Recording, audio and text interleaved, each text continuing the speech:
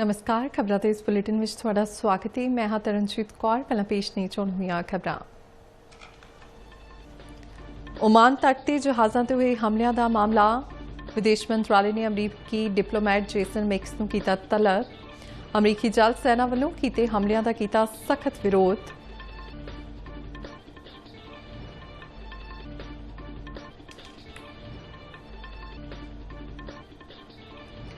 श्री अमरनाथ यात्रा नूं लैके गृह मंत्री अमित शाह ने की समीक्षा बैठक।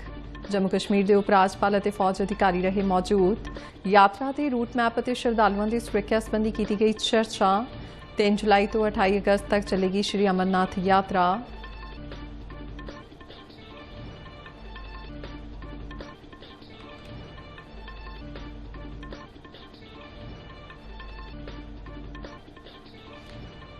इक्की जून नूं होण वाली नीट यूजी ਪ੍ਰੀਖਿਆ 2026 ਲਈ ਵਧਾਇਆ ਗਿਆ ਸਮਾਂ। एनटीए ने विद्यार्थियों की फीडबैक तो बाद लिया फैसला। हुण दोपहर 2 बजे तो शाम 5:15 बजे तक होवेगी ਪ੍ਰੀਖਿਆ।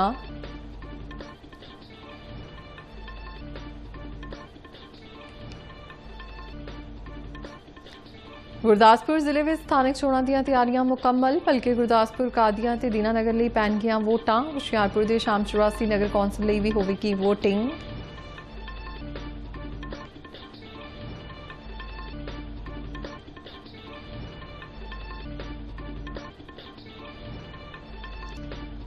अमृतसर में बेअदबी की कोशिश करने वाले मुलजम की हुई पछाण। यूपी के सहारनपुर का रहने वाला यह मुलजम अभयजीत सिंह।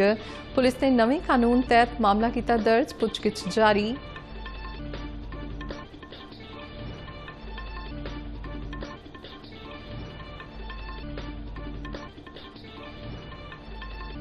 लुधियाना में कैबिनेट मंत्री हरजोत बैंस का विरोध। नगर निगम संघर्ष कमेटी और पुलिस विचाले हुई धक्का मुक्की। कैबिनेट मंत्री को मैमोरेंडम सौंपन जा रहे सी यूनियन के मैंबर।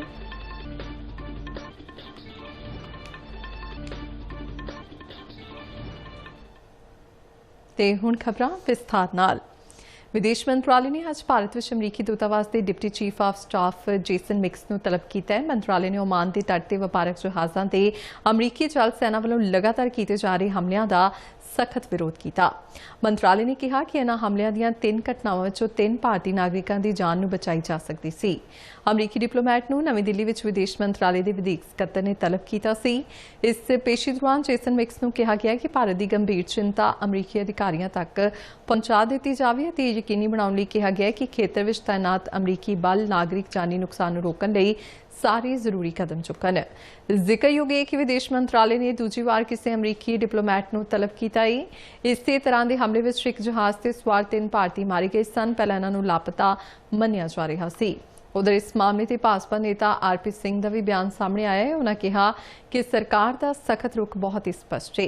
अमरीकी डिप्लोमैट नूं बुला के कहा है कि सानू अजिहियां घटनावां स्वीकार नहीं। या तो पढ़ने लिखने में कमी है, या रिसर्च में कमी है, या जानबूझकर शरारत कर रहे हैं।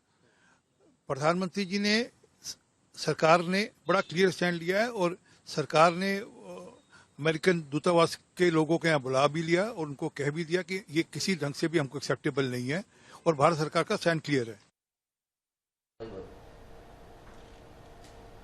आज इंदौर में ब्रिक्स देशों के खेतीबाड़ी मंत्रियों विचाले अहम बैठक हुई, जिस विच भारत ने ब्रिक्स देशों तो वाधू सहयोग की अपील करदियां कहा कि सारे मैंबर देश मिलकर छोटे किसानों को सशक्त बनाउण अते दुनिया भर में टिकाऊ खेतीबाड़ी को हुंगारा देने लई मिल के काम करन। केंद्रीय मंत्री शिवराज सिंह चौहान ने कहा कि ब्रिक्स देशों के समूहिक योगदान नाल ही खेतीबाड़ी को नवी दिशा मिल सकेगी।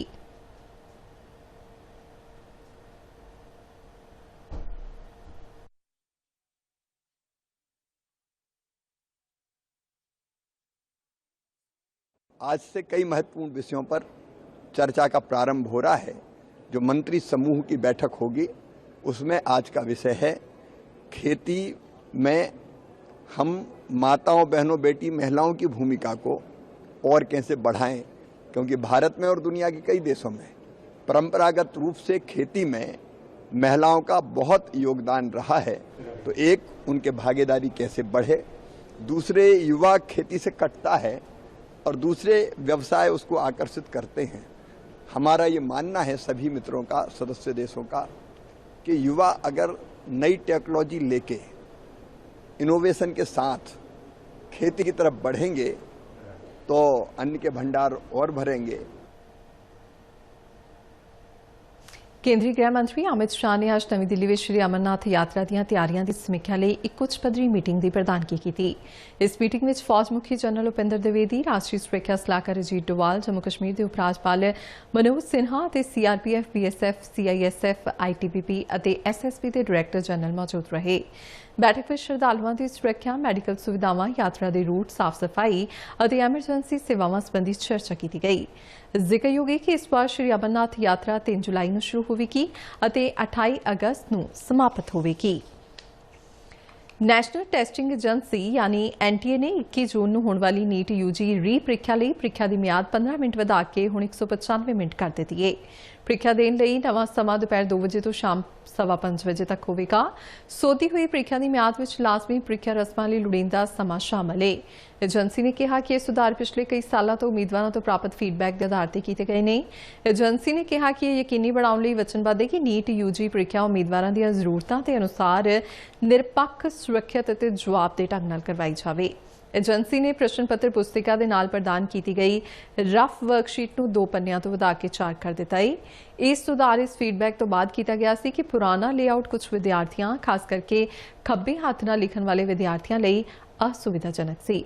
एनटीए ने कहा कि ਪ੍ਰੀਖਿਆ डिजाइन में छोटे सुधार भी एक महत्वपूर्ण ਪ੍ਰੀਖਿਆ दौरान उम्मीदवारों के अनुभव को सकारात्मक तौर पर प्रभावित कर सकते हैं। इसलिए निरपक्षता और सुरक्षा के उच्चतम म्यारां नूं बनाए रखते हुए ਪ੍ਰੀਖਿਆ प्रक्रिया को ਵਧੇਰੇ सुविधाजनक और उम्मीदवार अनुकूल बनाउण लई ਇਹ उपाय लागू किए गए हैं। इस दे नाल ही उम्मीदवारों को सलाह दी जाती है कि वह दाखला कार्ड और जानकारी बुलेटिन में दित्तियां हदायतां नूं ध्यान नाल पढ़न और ਪ੍ਰੀਖਿਆ के सुचारू संचालन लई ਪ੍ਰੀਖਿਆ स्टाफ नाल सहयोग करन। गुरदासपुर, दीनानगर और कादिया में स्थानक चोणां लई भलके वोटिंग करवाई जाएगी, जिस नूं लैके तैयारियां मुकम्मल कर लईआं गईआं ने। गुरदासपुर के डिप्टी कमिश्नर कम जिला चोण अफसर आदित्य उप्पल की अगवाई हेठ नगर कौंसल विखे पै रहीआं वोटां की तैयारी मुकम्मल कर ली गई है। इस मौके गल करदिआं चोण अफसर ने दस्सिआ कि नगर कौंसलां दीआं चोणां निरपक्ष और शांतिपूर्वक ढंग नाल मुकम्मल कीतीआं जाणगीआं।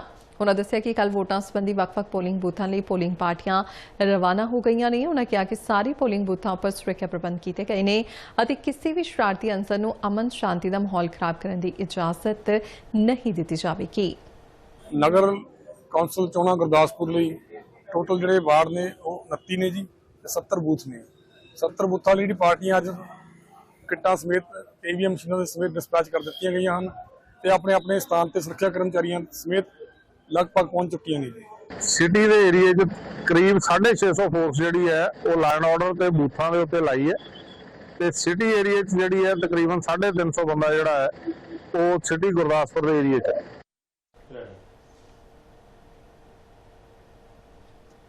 जिक्रयोग है कि भलके सवेरे 8 बजे तो शाम 4 बजे तक वोटिंग होगी, मगरों वोटां की गिणती तो बाद नतीजों का ऐलान भी देर शाम तक कर दिता जाएगा। श्री दरबार साहिब कंपलैक्स के अंदर स्थित गुरुद्वारा शहीद बाबा गुरबख्श सिंह जी विखे बेअदबी करने की कोशिश करने वाले मुलजम की पछाण हो चुकी है। इस संबंधी जानकारी देंदियां एसीपी सुरेंद्रपाल सिंह ने दस्सिया कि मुलजम अभयजीत सिंह उत्तर प्रदेश के सहारनपुर का रहने वाला है। उन्होंने दस्सिया कि पुलिस ने बेअदबी खिलाफ बने नवे कानून के तहत मामला दर्ज कर लिया है और मुलजम नूं अदालत में पेश करके उसका रिमांड हासिल किया जाएगा। इसमें हमें श्रोमणी गुरुद्वारा प्रबंधक कमेटी ने हमें एक बयान दिया था, उनके जो परिक्रमा के जो हैं इंचार्ज, एक लड़का था वो 11 तारीख को सुबह जो अकाल तख्त साहब के पीछे जो गुरुद्वारा साहब है बाबा गुरबख्श सिंह जी का, वहाँ पे वो एंटर कर गया और उसने वहाँ पे जो सीरी साहब पड़ी होती है गुरु ग्रंथ साहब जी के सामने, उसको उसने उठाने की कोशिश की, उठाया उसको। तो वहाँ पे जो सेवादार बैठे थे जो पाठ कर रहे थे, उन्होंने उसको पकड़ लिया था और हमें उन्होंने एप्लीकेशन दी और उसके ऊपर हमने फिर कार्रवाई करते हुए उस लड़के को अरेस्ट किया है, उसके खिलाफ FIR दर्ज की है और उसको कोर्ट में पेश करके उसका रिमांड ले रहे हैं। जिक्रयोग है कि उक्त मुलजम वालों पावन स्वरूप अगे रखी श्री साहिब चुकन की कोशिश की गई सी, पर इस दौरान मौजूद सेवादारा ने उसनूं काबू कर लिया। ਅੱਜ ਅੰਮ੍ਰਿਤਸਰ ਪੁਲਿਸ ਨੇ ਯੁੱਧ ਨਸ਼ਿਆਂ ਵਿਰੁੱਧ ਮੁਹਿੰਮ ਤਹਿਤ ਵੱਡੀ ਕਾਰਵਾਈ ਕਰਦਿਆਂ ਇੱਕ ਨਸ਼ਾ ਤਸਕਰ ਦੇ ਘਰ ਨੂੰ ਬੁਲਡੋਜ਼ਰ ਜ਼ਰੀਏ ਢਹਿ-ਢੇਰੀ ਕਰ ਦਿੱਤਾ। ਪੁਲਿਸ ਕਮਿਸ਼ਨਰ ਗੁਰਪ੍ਰੀਤ ਸਿੰਘ ਭੁੱਲਰ ਨੇ ਦੱਸਿਆ ਕਿ ਇਹ ਕਾਰਵਾਈ ਗੇਟ ਹਕੀਮਾ ਇਲਾਕੇ ਵਿੱਚ ਸੁਖਦੇਵ ਸਿੰਘ ਉਰਫ ਆਕਾਸ਼ ਨਾਂ ਦੇ ਨਸ਼ਾ ਤਸਕਰ ਖਿਲਾਫ ਕੀਤੀ ਗਈ ਹੈ। ਉਨ੍ਹਾਂ ਦੱਸਿਆ ਕਿ ਇਸ ਨਸ਼ਾ ਤਸਕਰ ਖਿਲਾਫ ਪਹਿਲਾਂ ਹੀ NDPS ਐਕਟ ਤਹਿਤ 6 ਮਾਮਲੇ ਦਰਜ ਨੇ। CP ਭੁੱਲਰ ਨੇ ਦੱਸਿਆ ਕਿ ਇਸ ਸਾਲ 1481 ਨਸ਼ਾ ਤਸਕਰਾਂ ਨੂੰ ਗ੍ਰਿਫਤਾਰ ਕੀਤਾ ਜਾ ਚੁੱਕਿਆ ਹੈ। ਇਸ ਤੋਂ ਇਲਾਵਾ 85 ਕਿਲੋ ਤੋਂ ਵੱਧ ਹੈਰੋਇਨ, 11 ਕਿਲੋ ਤੋਂ ਵੱਧ ਆਈਸ ਡਰੱਗ ਅਤੇ 25 ਲੱਖ ਤੋਂ ਵੱਧ ਦੀ ਡਰੱਗ ਮਨੀ ਬਰਾਮਦ ਕੀਤੀ ਜਾ ਚੁੱਕੀ ਹੈ। ਆਪਾਂ 2026 ਦੀ ਗੱਲ ਕਰੀਏ ਤਾਂ 1481 ਸਮਗਲਰ ਅਸੀਂ ਫੜੇ ਆ, 85 ਕਿਲੋ ਤੋਂ ਪਲੱਸ ਹੀਰੋਇਨ ਫੜੀ ਗਈ ਹੈ ਇਸ ਸਾਲ 'ਚ, 11 ਕਿਲੋ ਤੋਂ ਪਲੱਸ ਆਈਸ ਮੈਟਾਫੈਟਾਮਾਈਨ ਤੇ ਡਰੱਗ ਮਨੀ ਜਿਹੜੀ ਹੈ ਉਹ 25,84,000 ਦੇ ਕਰੀਬ ਹੈ। ਡੀ ਐਡਿਕਸ਼ਨ 'ਚ ਵੀ ਬਹੁਤ ਸਾਰੇ ਐਡਿਕਟਸ ਨੂੰ ਦਾਖਲ ਕਰਾਇਆ ਗਿਆ। ਪ੍ਰਸਾਈਜ਼ ਨੰਬਰ ਹੈ 1270 ਇਸ ਸਾਲ 'ਚ, ਉੱਦਾਂ ਵੈਸੇ 5300 ਕੁਛ ਹੈਗਾ। ਅੱਜ ਲੁਧਿਆਣਾ ਨਗਰ ਨਿਗਮ ਦੇ ਬਾਹਰ ਕਾਫੀ ਹੰਗਾਮਾ ਵੇਖਣ ਨੂੰ ਮਿਲਿਆ। ਇਸ ਦੌਰਾਨ ਪੁਲਿਸ ਅਤੇ ਨਗਰ ਨਿਗਮ ਸੰਘਰਸ਼ ਕਮੇਟੀ ਵਿਚਾਲੇ ਮਾਮੂਲੀ ਧੱਕਾ ਮੁੱਕੀ ਵੀ ਹੋਈ। ਜਾਣਕਾਰੀ ਮੁਤਾਬਕ ਕੈਬਨਿਟ ਮੰਤਰੀ ਹਰਜੋਤ ਬੈਂਸ ਦੇ ਦੌਰੇ ਦੌਰਾਨ ਨਗਰ ਨਿਗਮ ਸੰਘਰਸ਼ ਕਮੇਟੀ ਨੇ ਮੰਗ ਪੱਤਰ ਸੌਂਪਣ ਲਈ ਸਮਾਂ ਮੰਗਿਆ ਸੀ, ਪਰ ਕੈਬਨਿਟ ਮੰਤਰੀ ਉਨ੍ਹਾਂ ਨੂੰ ਬਿਨਾਂ ਮਿਲੇ ਹੀ ਚਲੇ ਗਏ। ਸੰਘਰਸ਼ ਕਮੇਟੀ ਨੇ ਇਲਜ਼ਾਮ ਲਾਇਆ ਕਿ ਪ੍ਰਸ਼ਾਸਨ ਅਤੇ ਪੁਲਿਸ ਨੇ ਯੂਨੀਅਨ ਮੈਂਬਰਾਂ ਨੂੰ ਜਾਣਬੁੱਝ ਕੇ ਮੰਤਰੀ ਨਾਲ ਮੁਲਾਕਾਤ ਨਹੀਂ ਕਰਨ ਦਿੱਤੀ। ਸੰਘਰਸ਼ ਕਮੇਟੀ ਦੇ ਮੈਂਬਰ ਨੇ ਕਿਹਾ ਕਿ ਉਹ ਆਪਣੀਆਂ ਪੈਂਡਿੰਗ ਮੰਗਾਂ ਲਈ ਮੈਮੋਰੰਡਮ ਸੌਂਪਣ ਆਏ ਸਨ, ਪਰ ਮੰਤਰੀ ਹਰਜੋਤ ਬੈਂਸ ਸਿਰਫ ਸਰਕਾਰੀ ਯੂਨੀਅਨ ਨਾਲ ਹੀ ਮੁਲਾਕਾਤ ਕਰਕੇ ਚਲੇ ਗਏ। ਉਨ੍ਹਾਂ ਦੱਸਿਆ ਕਿ ਉਹ ਲੰਮੇ ਸਮੇਂ ਤੋਂ ਠੇਕੇਦਾਰੀ ਸਿਸਟਮ ਬੰਦ ਕਰਨ, ਤਨਖਾਹਾਂ ਵਧਾਉਣ ਅਤੇ ਕੱਚੇ ਕਰਮਚਾਰੀਆਂ ਨੂੰ ਪੱਕੇ ਕਰਨ ਦੀ ਮੰਗ ਕਰ ਰਹੇ ਨੇ, ਪਰ ਸਰਕਾਰ ਨੇ ਅਜੇ ਤੱਕ ਕੋਈ ਵੀ ਮੰਗ ਪੂਰੀ ਨਹੀਂ ਕੀਤੀ। 2022 ਦੇ ਵਿੱਚ ਜਿਹੜੇ ਮੁਲਾਜ਼ਮ ਪੱਕੇ ਹੋ ਸੀ ਉਹਦੇ ਵਿੱਚੋਂ ਕਰੀਬ 700-800 ਦੇ ਕਰੀਬ ਓਵਰਏਜ ਮੁਲਾਜ਼ਮ ਰਹਿ ਗਏ ਜਿਹੜੇ ਕਿ ਲੁਧਿਆਣੇ ਦੇ ਆ, ਜਦਕਿ 2022 ਤੋਂ ਅਸੀਂ ਮੰਗ ਕਰੀ ਸੀ ਕਿ ਉਹਨਾਂ ਨੂੰ ਨਿਯੁਕਤੀ ਪੱਤਰ 2022 ਤੋਂ ਜਾਰੀ ਕੀਤੇ ਜਾਣ। ਉਸ ਤੋਂ ਇਲਾਵਾ ਪੁਰਾਣੀ ਪੈਨਸ਼ਨ ਜਿਹੜੀ ਆ ਉਹ ਲਾਗੂ ਕਰਨਗੇ। ਉਹਨਾਂ ਇੱਕ ਕੈਸ਼ਲੈਸ ਪਾਲਿਸੀ ਆ, ਜਿਹੜਾ ਕਿ ਸਾਡਾ ਸਫਾਈ ਸੇਵਕ ਹੈ, ਸੀਵਰਮੈਨ ਹੈ, ਮਾਲੀ ਬੇਲਦਾਰ ਹੈ, ਉਹ ਗੰਦਗੀ ਦਾ ਕੰਮ ਕਰਨ ਕਰਕੇ ਬਿਮਾਰ ਹੋ ਜਾਂਦਾ ਔਰ ਹਸਪੀਟਲ ਦੇ ਵਿੱਚ ਉਹਦਾ ਇਲਾਜ ਨਹੀਂ ਹੁੰਦਾ, ਤਾਂ ਉਹਦੇ ਲਈ ਅਸੀਂ ਕਿਹਾ ਸੀ ਕੈਸ਼ਲੈਸ ਪਾਲਿਸੀ ਜਿਹੜੀ ਹੈ ਉਹ ਲਾਗੂ ਕਰ ਦਿਓ ਤਾਂ ਜੋ ਆਪਣਾ ਔਰ ਆਪਣੇ ਬੱਚਿਆਂ ਦਾ ਉਹ ਇਲਾਜ ਕਰ ਸਕਣ। ਇਹ ਸਾਡੀਆਂ ਉਧਰ ਦੂਜੇ ਪਾਸੇ ਲੁਧਿਆਣਾ ਦੇ ਮੇਅਰ ਇੰਦਰਜੀਤ ਕੌਰ ਨੇ ਕਿਹਾ ਕਿ ਅੱਜ ਕੈਬਨਿਟ ਮੰਤਰੀ ਹਰਜੋਤ ਬੈਂਸ ਅਚਨਚੇਤ ਦੌਰੇ ਤੇ ਪਹੁੰਚੇ ਸਨ, ਉਹ ਕਿਸੇ ਨਾਲ ਮੁਲਾਕਾਤ ਕਰਨ ਨਹੀਂ ਆਏ ਸਨ। ਉਨ੍ਹਾਂ ਕਿਹਾ ਕਿ ਜੇ ਕਿਸੇ ਯੂਨੀਅਨ ਦੀ ਕੋਈ ਮੰਗ ਹੈ ਉਹ ਪਹਿਲਾਂ ਸਾਡੇ ਨਾਲ ਗੱਲ ਕਰੇ ਤਾਂ ਜੋ ਉਨ੍ਹਾਂ ਦਾ ਮੰਗ ਪੱਤਰ ਸੀਨੀਅਰ ਅਧਿਕਾਰੀਆਂ ਨੂੰ ਭੇਜਿਆ ਜਾ ਸਕੇ। ਅਸੀਂ ਲੋਕਲ ਬੈਠੇ ਆ, ਅਗਰ ਕੋਈ ਵੀ ਦਿੱਕਤ ਹੈ ਵੀ ਆਰ ਆਲਵੇਜ਼ देयर ਤੇ ਸਾਡੇ ਵੀ ਹੈਵ ਗੋਨ ਟੂ them, ਅਸੀਂ ਉਹਨਾਂ ਕੋਲ ਗਏ ਆ ਵੀ ਕੀ ਦਿੱਕਤ ਹੈ ਤੁਸੀਂ ਦੱਸੋ।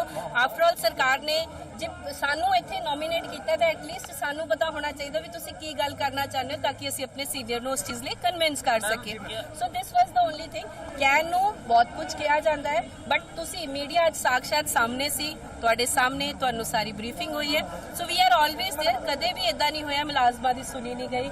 ਜੱਜਾਂ ਦੇ ਇਹਨਾਂ ਨੇ ਕੋਈ ਮੈਮੋਰੈਂਡਮ ਦੇਣਾ ਚਾਹਿਆ, ਦੇ ਵਰ ਆਲਵੇਜ਼ ਮੋਸਟ ਵੈਲਕਮ। ਕੇਂਦਰ ਸਰਕਾਰ ਨੇ ਪਿਛਲੇ 12 ਸਾਲਾਂ ਦੌਰਾਨ ਜਨ ਕਲਿਆਣ ਤੇ ਖਾਸ ਜ਼ੋਰ ਦਿੱਤਾ ਹੈ। ਇਸੇ ਦੌਰਾਨ ਪ੍ਰਧਾਨ ਮੰਤਰੀ ਆਵਾਸ ਯੋਜਨਾ ਤਹਿਤ ਪੰਜਾਬ ਦੇ ਪਿੰਡੂ ਤੇ ਸ਼ਹਿਰੀ ਇਲਾਕਿਆਂ ਵਿੱਚ ਕੱਚੇ ਮਕਾਨਾਂ ਨੂੰ ਪੱਕਾ ਕੀਤਾ ਜਾ ਰਿਹਾ ਹੈ।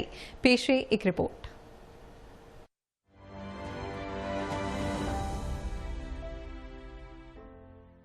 ਕੇਂਦਰ ਸਰਕਾਰ ਦੀ ਪ੍ਰਧਾਨ ਮੰਤਰੀ ਆਵਾਸ ਯੋਜਨਾ ਗ੍ਰਾਮੀਣ ਅਤੇ ਸ਼ਹਿਰੀ ਤਹਿਤ ਪੰਜਾਬ ਦੇ ਪਿੰਡੂ ਅਤੇ ਸ਼ਹਿਰੀ ਇਲਾਕਿਆਂ ਵਿੱਚ ਕੱਚੇ ਮਕਾਨਾਂ ਨੂੰ ਪੱਕਾ ਕੀਤਾ ਜਾ ਰਿਹਾ ਹੈ। ਇਹ ਸਕੀਮ ਸ਼ਹਿਰੀ ਖੇਤਰਾਂ ਵਿੱਚ ਵੀ ਲਾਗੂ ਹੈ। ਜਲੰਧਰ ਦੇ ਪਿੰਡ ਕੋਟ ਸਦੀਕ ਦੇ ਰਹਿਣ ਵਾਲੇ ਦੇਵਿੰਦਰ ਸਿੰਘ ਦਾ ਘਰ ਇਸੇ ਸਕੀਮ ਤਹਿਤ ਬਣ ਰਿਹਾ ਹੈ।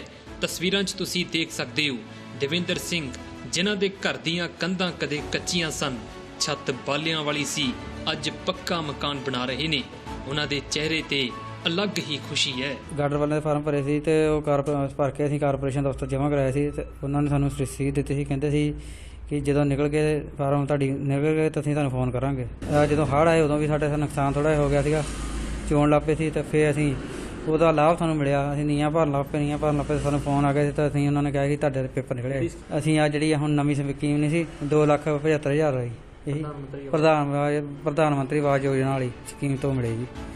ਜਲੰਧਰ ਦੇ ਵੀਨਾ ਦਾ ਘਰ ਪੰਜਾਬ ਵਿੱਚ ਵਰ੍ਹਾ 2025 ਚ ਆਏ ਹੜ੍ਹਾਂ ਦੌਰਾਨ ਨੁਕਸਾਨਿਆ ਗਿਆ ਸੀ। ਇਹਨਾਂ ਨੇ ਵੀ ਇਸ ਸਕੀਮ ਦਾ ਲਾਭ ਲਿਆ ਅਤੇ ਆਪਣੇ ਘਰ ਨੂੰ ਮੁੜ ਸੁਰਜੀਤ ਕੀਤਾ। ਮੇਰਾ ਮਕਾਨ ਬਾਰਿਸ਼ਾਂ ਵਿੱਚ ਡਿੱਗ ਗਿਆ ਸੀ, ਮੇਰਾ ਨੁਕਸਾਨ ਵੀ ਬਹੁਤ ਹੋਇਆ ਸੀ, ਮੇਰੇ ਬੱਚੇ ਵੀ ਬਚੇ ਹੀ ਮਸਾਂ ਹੀ। ਮੈਂ ਕਾਰਪੋਰੇਸ਼ਨ 'ਚ ਗਈ, ਉਹਨਾਂ ਨੇ ਮੇਰੀ ਸੁਣਾਈ ਕੀਤੀ ਉਸ ਤੋਂ ਬਾਅਦ ਮਤਲਬ ਕਿ ਉਹਨਾਂ ਨੇ ਕਿਹਾ ਸੀ ਕਿ ਤੁਹਾਡੀ ਹੈਲਪ ਤਾਂ ਹੋਏਗੀ ਜ਼ਰੂਰ। ਕੇਂਦਰ ਸਰਕਾਰ ਵੱਲੋਂ ਮੇਰੀ ਬਹੁਤ ਸੁਣਾਈ ਹੋਈ ਸੀ ਕਿ ਬਹੁਤ ਉਹਨਾਂ ਦੀ ਮਿਹਰਬਾਨੀ ਹੋਏਗੀ। ਜਿੱਦਾਂ ਜਿੱਦਾਂ ਮੈਂ ਮਕਾਨ ਬਣਾਉਣਾ ਸ਼ੁਰੂ ਕੀਤਾ ਸੀ ਉਸਦਾ ਉਦਾਂ ਹੀ ਉਹਨਾਂ ਨੇ ਮੇਰੇ ਪੈਸੇ ਕਿਸ਼ਤਾਂ ਰਸਤੇ ਭੇਜ ਦੇ ਗਏ। ਪ੍ਰਧਾਨ ਮੰਤਰੀ ਆਵਾਸ ਯੋਜਨਾ ਸ਼ਹਿਰੀ ਦਾ ਲਾਭ ਲੈਣ ਲਈ ਤੁਸੀਂ ਆਪਣੇ ਨੇੜੇ ਦੇ ਕਾਰਪੋਰੇਸ਼ਨ ਦਫ਼ਤਰ ਵਿੱਚ ਜਾ ਸਕਦੇ ਹੋ। ਦਫ਼ਤਰ ਵਿੱਚ ਸਹਾਇਕ ਕਮਿਸ਼ਨਰ ਰਾਜੇਸ਼ ਖੋਕਰ ਨੇ ਸਕੀਮ ਬਾਰੇ ਜਾਣਕਾਰੀ ਦਿੰਦਿਆਂ ਦੱਸਿਆ, ਜੋ ਪ੍ਰਧਾਨ ਮੰਤਰੀ ਆਵਾਸ ਯੋਜਨਾ 2.0 ਦੇ ਕ੍ਰਾਈਟੇਰੀਆ ਹੈ, ਪੰਜਾਬ ਦਾ ਕੋਈ ਵੀ ਨਾਗਰਿਕ ਜਿਸ ਦੀ ਆਮਦਨ 3 ਲੱਖ ਰੁਪਏ ਤੋਂ ਘੱਟ ਹੋਵੇ, ਉਸ ਕੋ ਆਪਣੀ ਮਲਕੀਤੀ ਦਾ ਪ੍ਰੂਫ ਹੋਵੇ, ਆਪਣੀ ਰਿਹਾਇਸ਼ੀ ਦਾ ਖਾਲੀ ਪਲਾਟ ਹੋਵੇ, ਉਹ ਇਸ ਆਨਲਾਈਨ ਪੋਰਟਲ ਦੇ ਉੱਪਰ ਜਾ ਕੇ ਆਪਣਾ ਅਪਲਾਈ ਕਰ ਸਕਦਾ ਹੈ। ਕਿਸੇ ਕਿਸਮ ਦੀ ਕੋਈ ਮੀਡੀਏਟਰ ਦੀ ਜ਼ਰੂਰਤ ਨਹੀਂ। ਕੋਈ ਵੀ ਆਦਮੀ ਗੂਗਲ ਵਿੱਚ ਜਾ ਕੇ ਆਪਣਾ ਇਸ ਨੂੰ ਆਨਲਾਈਨ ਸਿਸਟਮ ਨਾਲ ਅਪਲਾਈ ਕਰ ਸਕਦਾ ਹੈ। ਜੇ ਕਿਸੇ ਬੰਦੇ ਨੂੰ ਆਨਲਾਈਨ ਸਿਸਟਮ ਦੀ ਜਾਣਕਾਰੀ ਨਹੀਂ ਹੈ, ਉਹ ਸਾਡੇ ਦਫ਼ਤਰ 'ਚ ਪੂਰਾ ਇੱਕ ਟੀਮ ਬੈਠੀ ਹੈ, ਅਸੀਂ ਉਹਨੂੰ ਪੂਰੀ ਹੈਲਪ ਕਰੀਦੀ ਹੈ। ਕਿਸੇ ਟਾਈਮ ਵੀ ਵਰਕਿੰਗ ਆਵਰਸ ਦੇ ਦਿਨ ਸਾਡੇ ਕੋਲ ਆ ਕੇ ਸਾਡੇ ਕੋਲ ਹੈਲਪ ਲੈ ਸਕਦਾ ਜੀ। ਕੇਂਦਰ ਸਰਕਾਰ ਦੇ ਪਿਛਲੇ 12 ਸਾਲਾਂ ਦੇ ਸਫ਼ਰ ਤੇ ਨਜ਼ਰ ਮਾਰੀਏ ਤਾਂ ਸਪਸ਼ਟ ਹੋ ਜਾਂਦਾ ਹੈ ਕਿ ਇਹ ਕਾਰਜਕਾਲ ਦੇਸ਼ ਦੇ ਨਾਲ-ਨਾਲ ਪੰਜਾਬ ਦੇ ਸਰਵਪੱਖੀ ਵਿਕਾਸ ਲਈ ਬੇहद ਅਹਿਮ ਰਿਹਾ ਹੈ। ਖਬਰਾਂ ਦੇ ਬੁਲੇਟਿਨ ਸਾਡੇ ਦਰਸ਼ਕ ਡੀਡੀ ਨਿਊਜ਼ ਪੰਜਾਬ ਦੇ YouTube channel, Facebook page, Instagram ਅਤੇ ਸੋਸ਼ਲ ਮੀਡੀਆ ਪਲੇਟਫਾਰਮ X ਤੇ ਵੀ ਦੇਖ ਸਕਦੇ ਨੇ। ਜਿਸ ਦੇ ਨਾਲ ਹੀ ਖਬਰਾਂ ਦਾ ਬੁਲੇਟਿਨ ਖਤਮ ਹੁੰਦਾ ਹੈ। ਇਜਾਜ਼ਤ ਦਿਓ, ਨਮਸਕਾਰ।